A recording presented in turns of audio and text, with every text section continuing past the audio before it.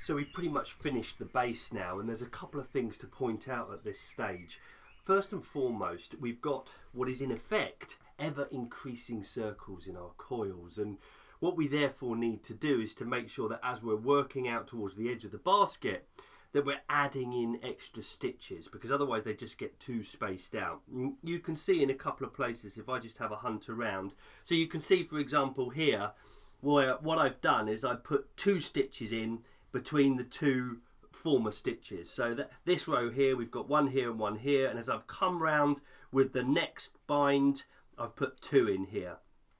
Okay, and again 2 in there. So I've just sort of doubled them up.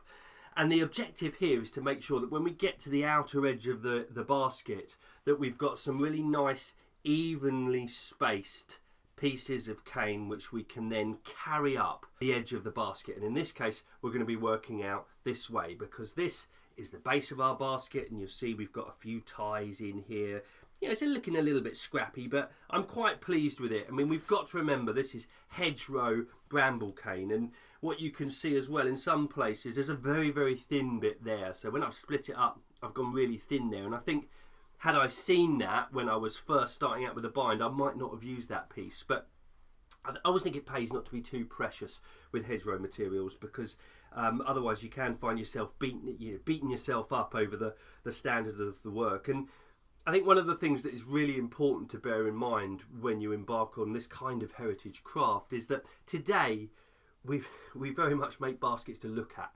That is almost certainly the most important thing about a basket, is that we're looking at it and we like the look of it. Back in the past, I think you would have been slightly less concerned in a basket using society with appearance and aesthetics, and a little bit more concerned with function, speed of making it as well, and the ability to work with all sorts of different materials rather than the absolute prize Rolls-Royce materials. So there we go.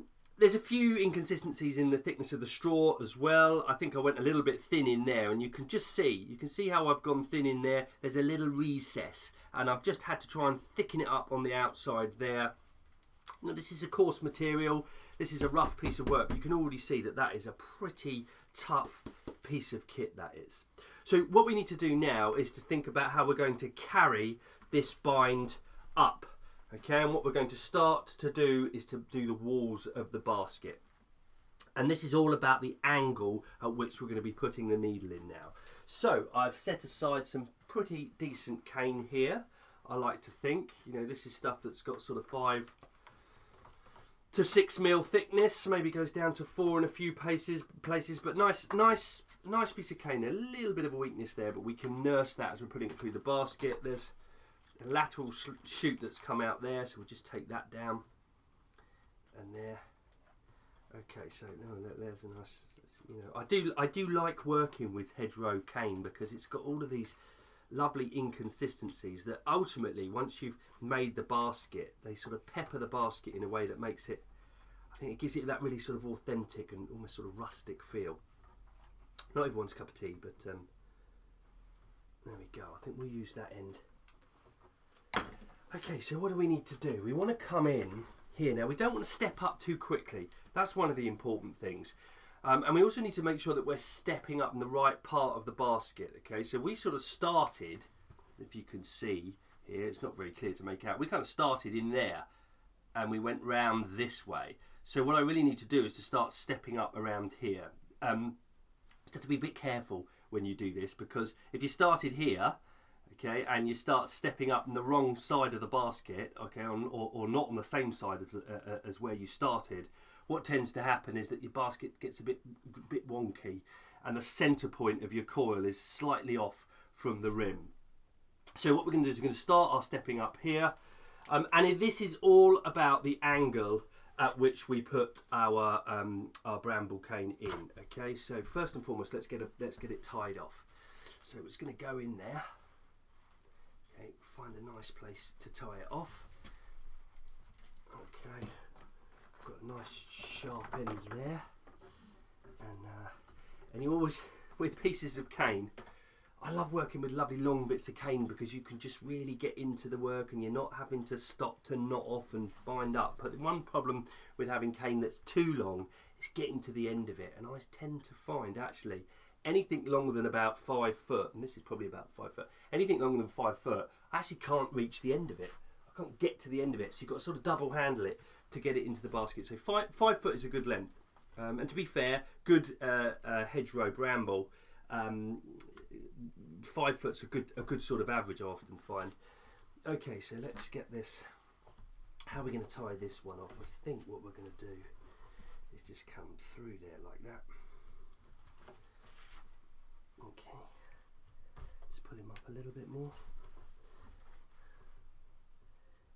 Come under there.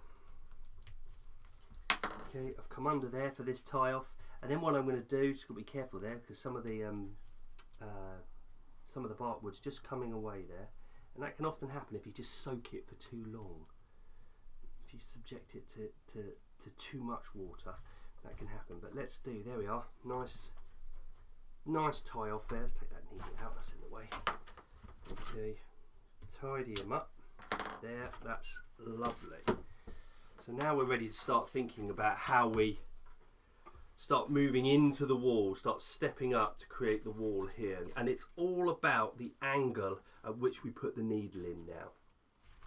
So what we want to do, instead of coming in there, which we would do at sort of this angle, okay, which is actually perpendicular to the basket, what we want to do is just to come in here like so. Okay, and we'll come, and what you'll see is that it comes out at a slightly different place. So instead of it coming out, okay, here, the needle's now coming out here, so it's stepping us out. I almost think that's a bit too much, actually. I'm just going to just correct that slightly. You don't want to overcook it when you first start out, so I'm just going to go in there. I'm a bit happier with that. Okay, so instead of the needle coming out there, it's coming out here. Okay, so we're starting almost to move that coil. Instead of working around the base like that, we're just starting to try and work around the walls.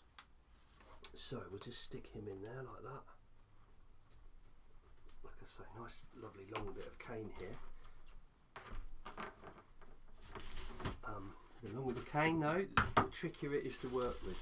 The stroppier it is to work with. Okay, there we are. So we're just starting our step up, and we don't want to be too harsh with our step up here. Okay, so again, we're just getting that angle there. Instead of coming in like this, we want to be coming in like this, like there. Okay, so let's just go in there like that. Get the end of the cane.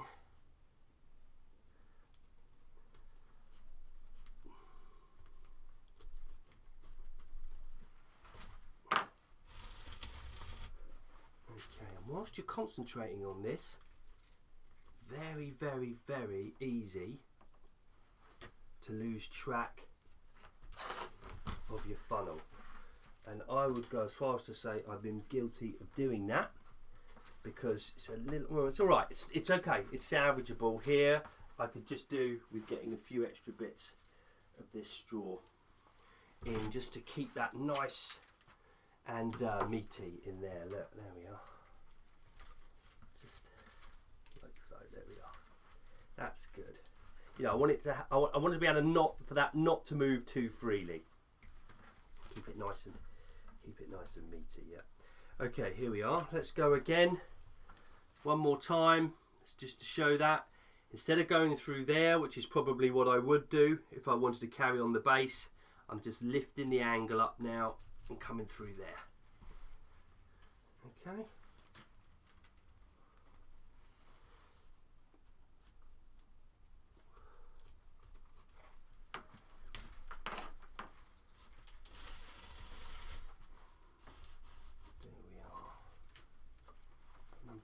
I'm happy with my spacing. Am I getting enough of a twist on there? I think so. That sort of constant manipulation of the basket just seems to be just squaring up a little bit there. I need to be a little bit careful of, but no, I'm happy with that. I'm happy with that.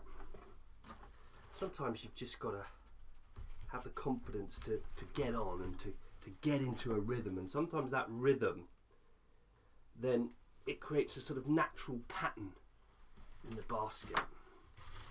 In some ways, it's important to take the time on every stitch to sort of massage every stitch to get it into place. But if you can get the rhythm going, what you find after a good bit of work is that you get that uniformity. Okay, now, just a little question I'm going to ask myself. These are quite thin bits of cane. I've got a nice thick bit of cane here. I think I'm wondering about double spacing here around these thinner bits, but I think I'll get away with it because this is a nice thick bit of cane, and it's right on the edge of the basket here. This big thick bit of cane, which is quite useful to have actually on the edge of your basket. Nice strong bit of cane on the base here, corner of the base.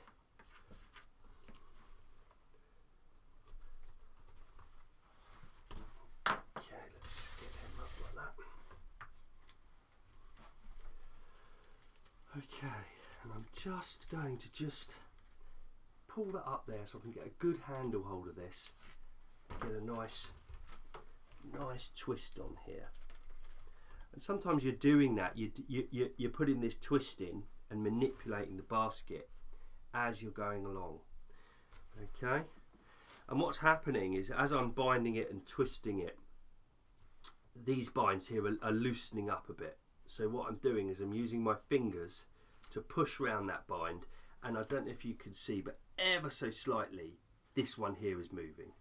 Ever so slightly I'm pushing that out, which is great because that means I can then push that, massage that bit of cane here, and then with this finger push it round again, and you can just see that one lifting up as well. So we can pull that tight, pull, wait for it, pull that one tight, and bingo, we've now got 4 very, very tight binds that have gone in there. And you can see how already we're just starting to lift up. If I was to lay this basket down here on the ground, we're just now starting to lift up. We'll come up round there. Okay, so getting that lift is all about the angle at which you're putting the needle in. Okay, if you're doing the base, you're really at perpendicular to the basket, although you've got a bit of an angle because you're doing a running stitch. Okay, but as you start to do the walls, you want to come into here, like something like that, and then across like that. So it's all about that angle. And that's something you'll just have to get used to. Okay, let's crack on.